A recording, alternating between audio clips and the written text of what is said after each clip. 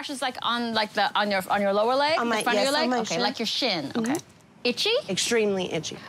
So did you see any dermatologist for this? I did see a dermatologist. Okay. And we biopsied the left leg. Right. I actually think I have your chart notes here. Uh-huh.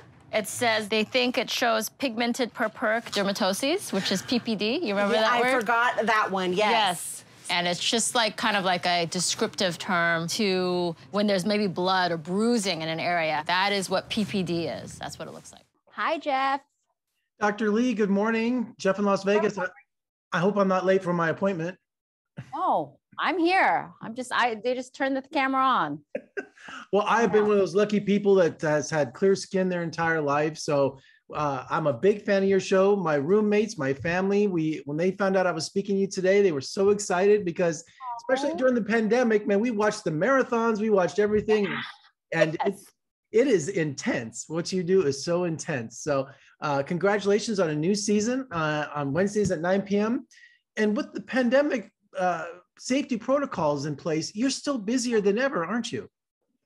Yeah, I mean, there was a little bit of a point there, like all of us, that we didn't know what to do because we didn't know what was going on really. So, there was a little halt in our office for about like 7 weeks or so in the very beginning. But since then, I mean, I guess the pimples don't stop really, right? And you said something interesting earlier when you were talking to me, when you were saying like, during the pandemic, a lot of people were watching the show. And, I guess it's also relatable because you see these people on the show that that can't leave their house even when there is not a pandemic. So I guess we all sort of have this extra little feel for them, that we know what it's like to not be able to leave home or be scared to see other people really in person without a mask on. Well, like you, I'm surprised by the show because you think you've seen it all. And this season, you've got some things that are just mind-boggling, starting off, I guess, with a record case of rhinophyma. Yeah, rhinophyma. And, that's scary to me, actually, that I'm part of the show and I'm impressed by the things that come into my office, from the show. So it is quite is quite amazing. And I really I'm so proud of the show, and I'm proud of myself too, that we can do these kinds of things and help these patients in this way, because I know many of them, they have tried to see doctors, and for whatever reason it may be, out of fear or money, or just like, they can't find the right doctor to help them. I really feel so lucky that I get to be a part of trying to change their life in a positive way. And I think that's what is so wonderful about the show and why people love it so much. It makes you feel good about humankind, right? It does. And I think the question that a lot of my friends and family ask when we watch your show is, why do people let their condition get so far along? I mean, you would think, I have littlest thing with me, I'm rushing to the doctor. So when you see some of your patients that come in, these are ailments that have been happening to them for the longest time. Do they just need to reach out to you because they've seen the show, or? I think that part of it. Like maybe they see me and they see me, they hear me speak, they see what I do, and that helps with the trust. Because I'm sure a lot of people are fearful of doctors. A lot of people don't have the time. Maybe they work, 2 or 3 jobs or they don't have the money, or they don't have the proper insurance, or they've even tried to see doctors, and the doctors that they've seen have said, oh, that's nothing to worry about, even though maybe it's the size of a basketball on the back. But, they're like, that's nothing to worry about because it's not life-threatening.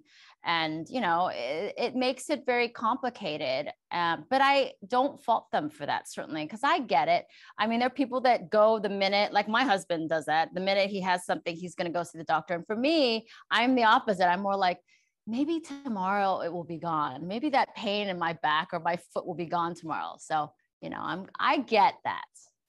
Have you heard from fans that maybe you've been an inspiration to, that say, look, I'm going to go into dermatology? Yes. And actually, that's my favorite part of all of this that has happened. I get so many kids that come to my office actually during their spring break, during their summer break, as a surprise for their birthday. It's like their request for their birthday present.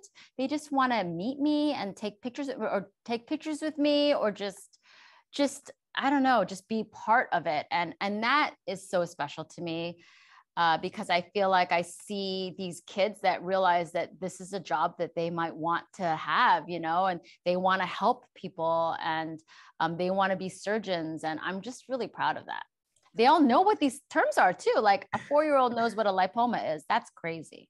Well, you bring such relief and hope to people who are suffering. And I think that's one of the benefits of the show is that, you know, the patients get emotional, and so do we, because, you know, nobody needs to suffer like that. And you're just such an inspiration, and you just bring so much relief to people. And it's such an uplifting, soul lifting series.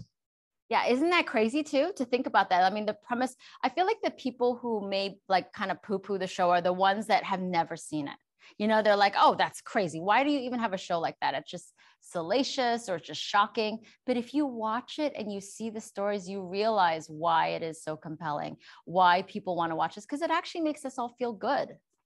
You know, I have to admit, you know, a lot of times I almost pass out watching the show. No, don't do that. Sit down, please, and drink water, or, you know, that kind of thing. I do. I compose myself, and then I applaud you all the way through. So thank you so much. You can watch a little bit like this sometimes. No, it's more like Thank you so much, Dr. Lee. I am such a big fan of yours. Thank you for all you do. And when you have a chance, come visit us in Las Vegas. We have a lot of pimples here too. I know. I got to find them out there. We got to line them up. Thank you so much. Thank you.